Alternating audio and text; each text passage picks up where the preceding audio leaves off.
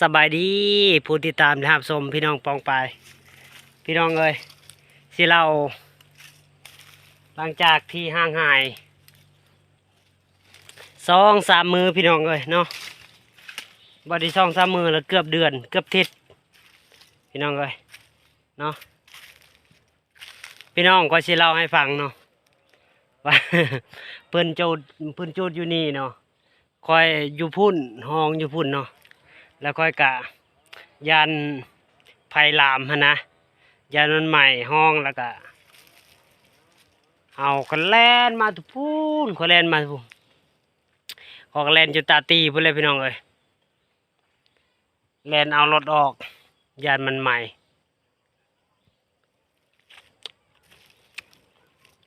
เพิ่นจุดมื้อนี้เพิ่นสิปลูกกันนะส่วนยางพี่น้องเห็นบ่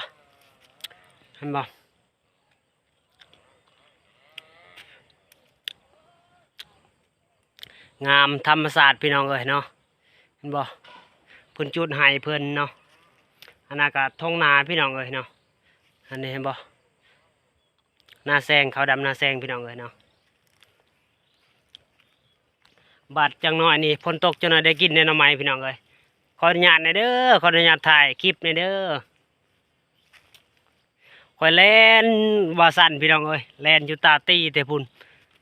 บอกเมียให้เมียเก็บเครื่องยันไผ่ลามเห็นบอกพี่น้องงามธรรมศาสตร์พี่น้องเอ้ยมื้อนี้เขาจูดอยู่นี่แต่เขาก่อกำแพงกันพี่น้องเอ้ยเนาะเขาก่อกำแพงนะพี่น้องเนาะงามธรรมศาสตร์พี่น้องเอ้ยมื้อนี้ได้ถ่ายคลิปอยู่นี่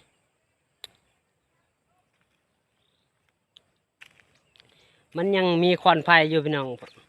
เพราะว่ามีแต่อันนั้นมีแต่นอสอดพี่น้องเอ้ยเนาะอยู่นี่มีแต่นอสอดเนาะบ่นอสอดภาษาเราถึงบ่ฮู้คือกันเนาะภาษาบ่รู้กับบ่ฮู้กันจะเอาไม้พี่จักเห็นบ่พี่น้องงามธรรมศาสตร์พี่น้องเอ้ยเขาเจ้าจูดมื้อนี้แล้วเนาะแต่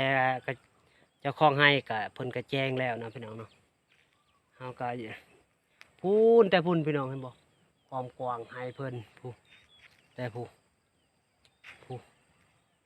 ป้างามธรรมศาสตร์พี่น้องเอ้ย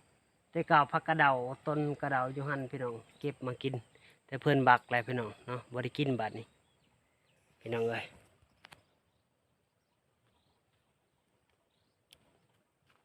หน้ากำแพงข้างดินเจ้าของบอน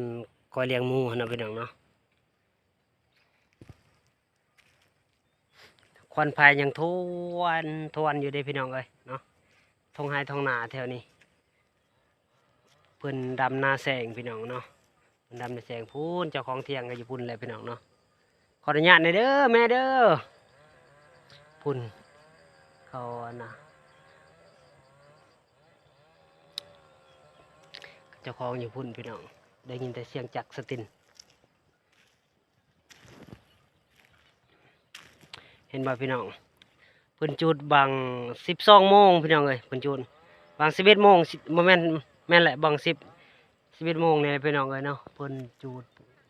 เพิ่นเฮ็ดเบิ่งงามธรรมศาสตร์พี่น้องมีแต่ภูมีแต่ผาพี่น้องเอ้ยเนาะ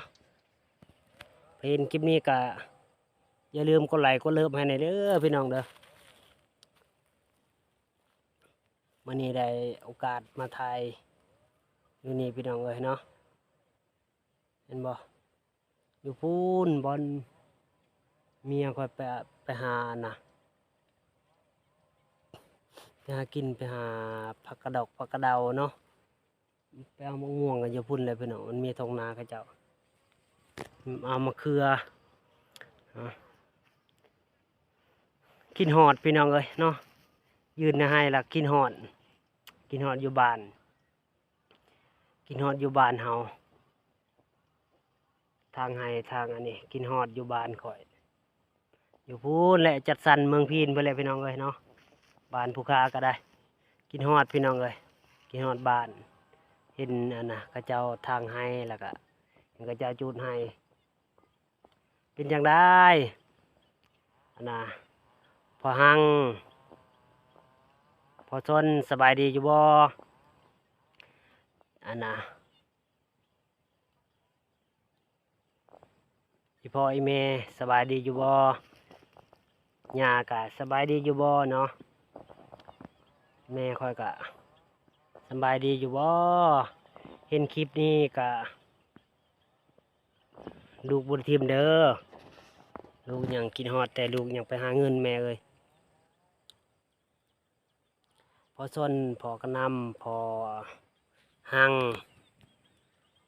หลายๆบ่จือแหละพอพ้นเนาะแล้วก็พอแซน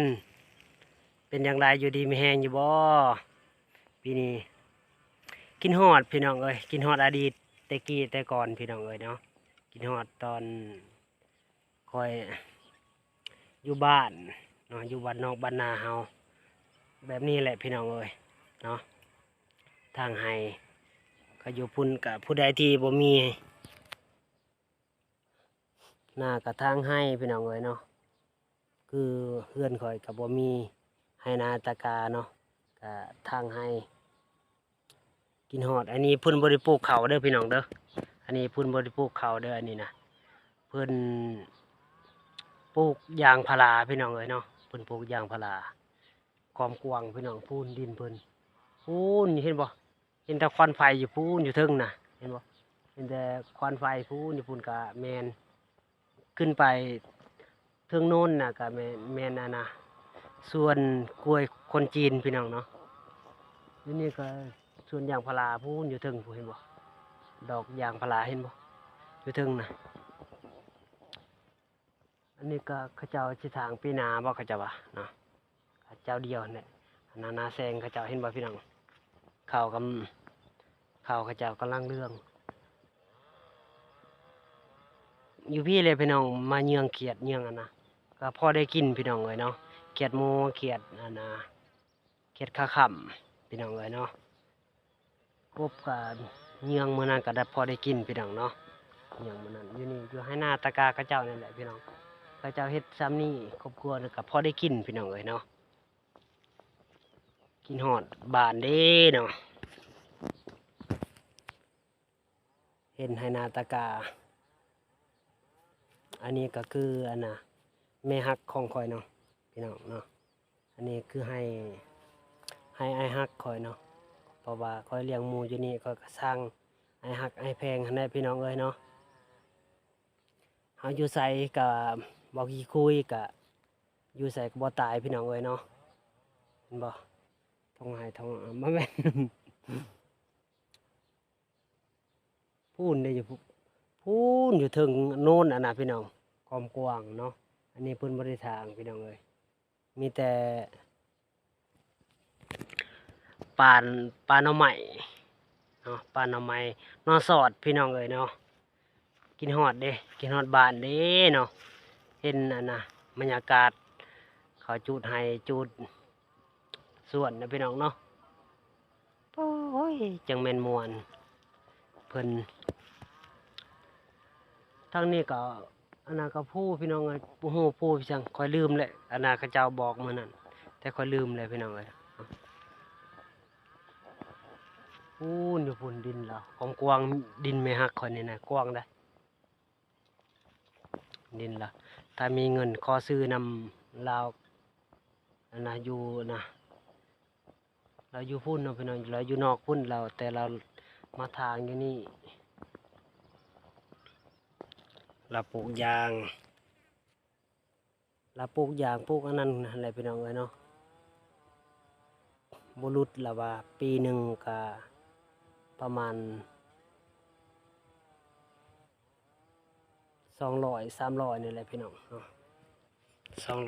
200ตามสุด90แล้ววะเนาะ90 ล้านเพิ่นว่าขายยางโอ้ยงามธรรมศาสตร์พี่น้องเอ้ยเนาะกินฮอดอยู่ไห้อยู่นากินฮอดพ่อกินฮอดแม่กินฮอดน้องอยู่บ้านนาสาวนาบ่าวเนาะเอาคลิปนี้ก็สิจบแต่เพียงส่ำนี้พี่น้องเอ้ย อย่าลืมกดไลค์กดแชร์ให้บ่าวน้อยคำสุกนี่ได้อพี่น้องเนาะเพื่อเป็นกำลังใจให้บ่าวน้อยนี่เด้อพี่น้องเด้อเห็นบ่พี่น้องกินฮอดอยู่บ้านเฮาเอาบ๊ายบายพี่น้องบ๊ายบาย